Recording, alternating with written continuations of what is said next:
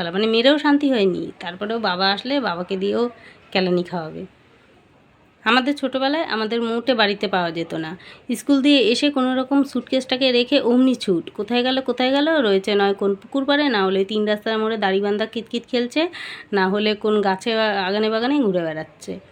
দুপুর হলেই মা বলতো, এই বাড়ির বাইরে কিন্তু এখন কোথাও যাবি না, আমার বাসায় এখন ঘুমাবি, খেয়ে দে। দুপুরবেলা কিন্তু বাইরে ভূত বেড়ায়। বন্ধুরা জানলা দিয়ে এসে বলতো, কিরে যাবি না, দাড়িবান্ধা খেলবি না, কিতকিত খেলবি না, চল। দেখতাম মা যে ঘুমিয়ে পড়েছে, অমনি হাওয়া।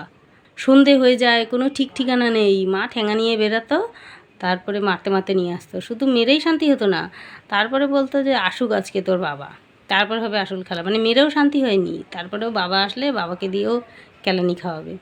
আর এখনকার বাচ্চাদের বাড়ির বাইরে যাওয়ার জন্য মারি। আমার মতো স্কুল দিয়ে এসেই অমনি টিভির ঘরে চলে যায়। ওকে বলি, কী রে একটু যা না, রাস্তায় যা, একটুখানি খেলাধুলা কর। বলে না, ওর থেকে আমি কার্টুন দেখবো, আমি ফোনে গেম খেলবো, ব্যাস।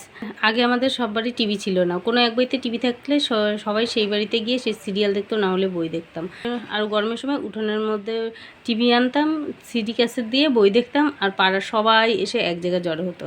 আর এখনকার তো এক একটা বাচ্চার জন্য এক একটা মোবাইল। আগে সবাই আলাদা আলাদা থেকেও সব এক জায়গায় এসে এক জায়গায় গল্প করতাম, একসাথে থাকতাম। আর এখন সবাই একসাথে থেকেও যে যার মতো আলাদা।